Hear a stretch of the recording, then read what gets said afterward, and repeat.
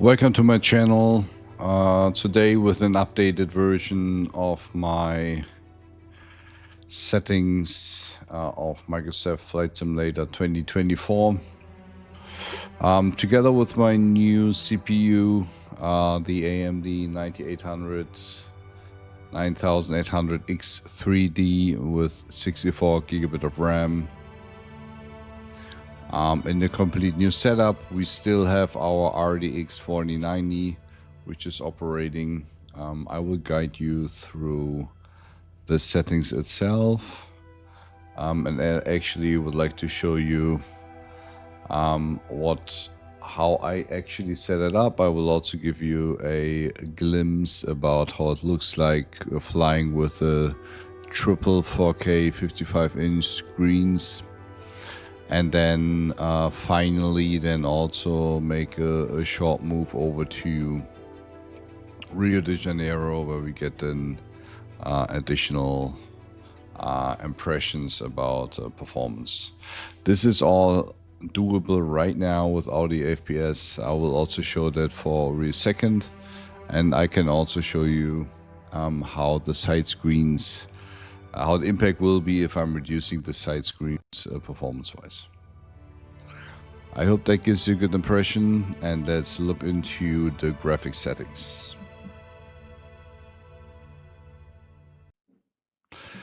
Graphic settings you see right now in here. So we run the primary screen in 4K, the other two as well, but they are managed in another tab here.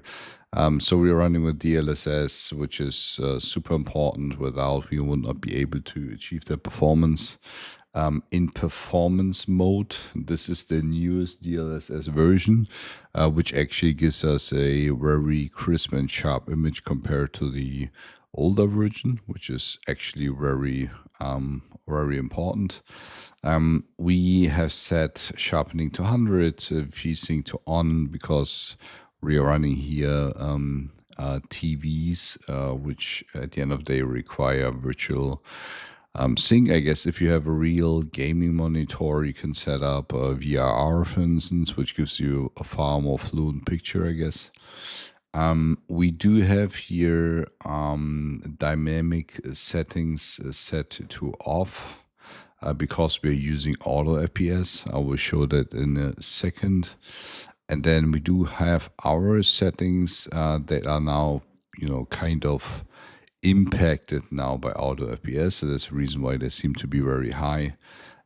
We have here pre-caching set to ultra. We have set buildings to ultra because I want to have like very sharp and crisp and detailed buildings. Am I flying over New York?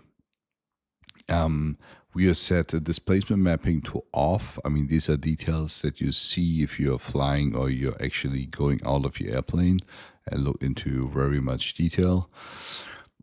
Trees, plants, rocks, grass is all set to mid so that we just, have them, but not that it's actually important that they're very dense, which is also very taxing in that very high resolutions. We do have, the terrain and object level of detail is determined by auto FPS. That's what we see in a few seconds.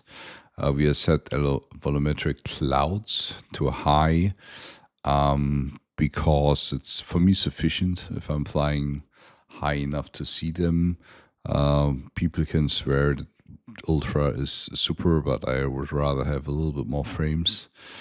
Textures, anisotropic filters, super sampling is all not really that impact the performance, so we just set it to as high as possible. A water is something that is, nice to have, but it's not critical, so I just set it to medium, gives us a few frames. Ray trace shadows is actually not that taxing, so we set it off. I set it on. Shadow maps is we can remain it on that value because it's not so taxing. Terrain shadows we have reduced a bit because that's taxing if we really go to 1024 or 2048. Contact shadows to ultra. Windshield is, I guess, still bugged or not, but I don't care. It's not that often visible. Cube map reflections, that's the only thing I'm just referring to. This is still something we would do a little bit less, simply because it is also quite taxing if you put it higher. The rest, as you see it here, is ultra, ultra, ultra, because these are all effects that are not so taxing for the overall performance. If we are now looking on the setup of the other two windows that are set up here, so they are both set to 4K. Yeah, so I can also show you how the performance implication is. We can also reduce that to full HD, but to be honest, the visual quality then on the other two screens is very bad. So if you really want to go lower with the overall resolution, then just set DLSS to ultra performance. This will give you a few more frames. But having like the two side monitors set to lower resolution is a very hard to take change at the end of the day visually. What I also want to make sure is that you can see here is that we do have here sim values. We have a terrain level of detail, object level of detail. That is actually determining the most important settings, and with a frame target, so to say. You can also change this here to expert options and play around a little bit to make sure that you have the right setups made. You can also change it to the different flight types that they are going to. So if I just switch to IFR, it will then later switch over to a lower level of detail, which boosts at the end of the day performance. So this program here is very much preferred to anyone because it automatically determines if and how the object level of detail is being changed based on the available performance. Let's check how this visually looks from my point of view. So continuing here our flight around New York, you can actually see the impression I have when I'm using my 555-inch or 4K 55-inch monitors.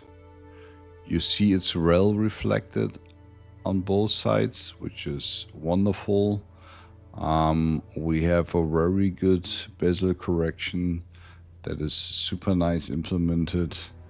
I know not everything is perfect, but from our standpoint, it's a very, very nice and smooth point of view. Now let's look on the final check in Rio de Janeiro. Finally, some visual impressions from Rio de Janeiro. You see that it looks stunning. We have very good frames. It feels very fluent. Again, we are above 30 frames, and actually can now fully enjoy this simulator. Auto FPS automatically adjusts our object of details to make sure we are staying in a playable frame rate, and we just have a visually very perfect simulator that shows us the beauty here of Rio de Janeiro. Thank you very much for looking in. These are my updated settings together with my new CPU.